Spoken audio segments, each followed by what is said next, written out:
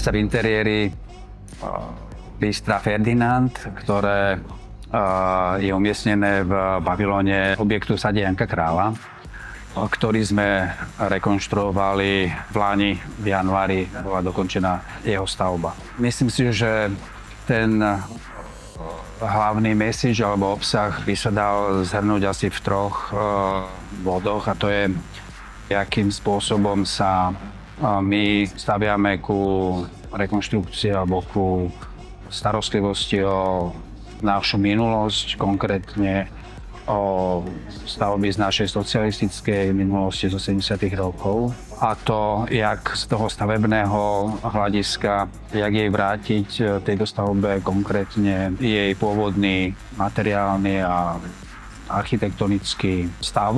A takisto, jak zabezpečiť jej užívateľský komfort v zmysle takých súčasných ako nadstavení. To znamená zabezpečiť jej tepelný alebo taký ako ten režim, ktorý je prispôsobený súčasným normám a zároveň v nej založiť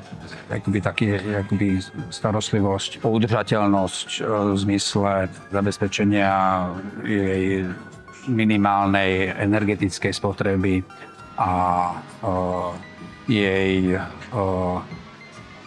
dlhodobej časovej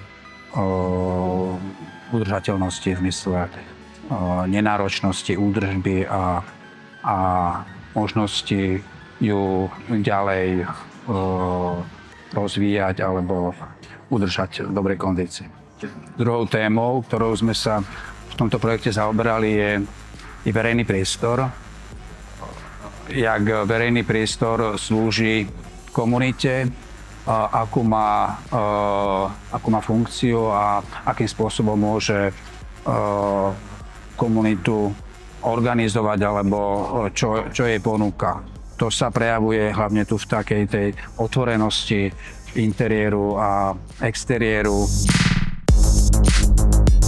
Všetky vnútorné bariéry sme sa snažili eliminovať do takej ako veľmi priechodnej a prístupnej priestorovej schémy. To znamená, že sme celý interiér sme vybrali všetky nevhodné stavebné elementy a otvorili sme ho nie len vo vnútri, ale bariéry, ktoré oddelovali ten interiér od exteriéru, sme zrušili a umožnili sme voľný priechod jednak fyzickým priechodom a potom samozrejme ten vizuálny kontakt medzi parkom a medzi interiérom a takisto sme rekonštruovali tú čelnú fontánu, ktorá sa stala stredobodom alebo je stredobodom celej kompozície a umiestnením tých veľkých posuvných okien sme umožnili priechod do tej fontány aj cez tú stavbu, čo využívajú hlavne návštevníci s deťmi pri hrách.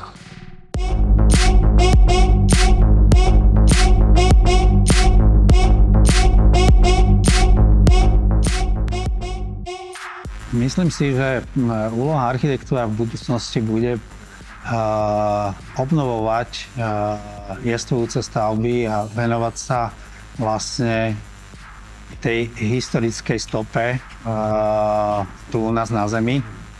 A bude čoraz viac vecí, ktoré by sme mali obnoviť a zachovať, ako tých, ktorých budeme robiť na novo.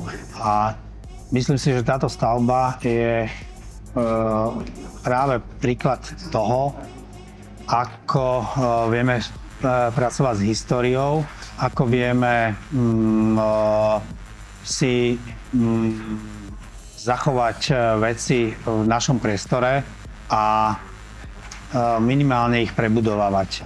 Je veľmi dôležité zachovanie pôvodných stôp, lebo to je práve od toho je človek človekom, že si pamätá tú históriu a pripomína. Je veľmi dôležité na takejto stavbe, že tu ostala stopa v tom hmotovom priestore práve z tých 80. a 70. rokov. Je to vec, ktorá zasa posunula mesto Bratislavu k vyššej kultúre v rámci Európy.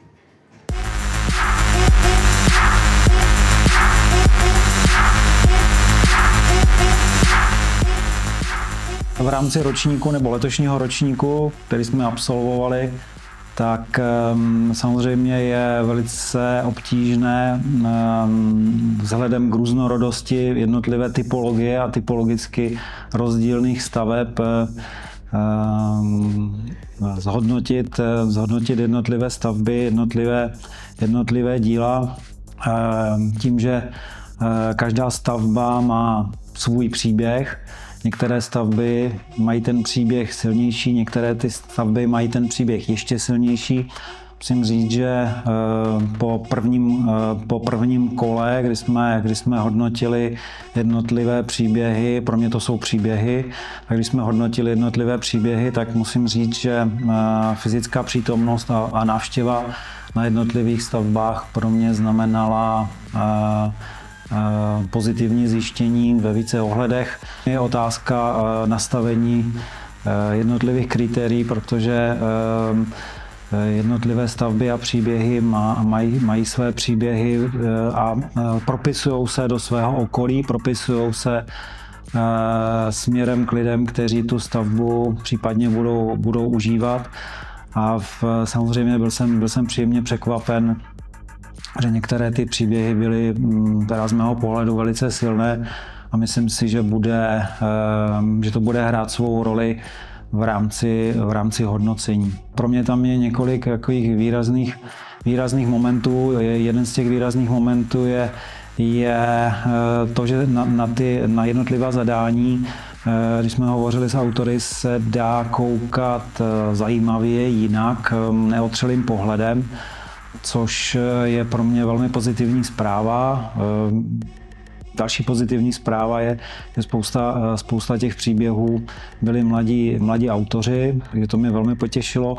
No a samozřejmě některé ty příběhy měly v sobě implementovány širší okolí a význam na své okolí a myslím si, že tak jak ta stavba půjde teď v čase dál a bude se vyvíjet a rozvíjet, půjde svým životem, tak si myslím, že bude na sebe nabalovat určitou sortu lidí nebo ty uživatele, kteří tam budou a myslím si, že to je dobrá zpráva pro ta či ona místa, kde jsme byli a která jsme navštěvovali a myslím si, že to je velmi zajímavý efekt prostředí, jak je známo, formuje a myslím si, že tady se to dokonale podařilo.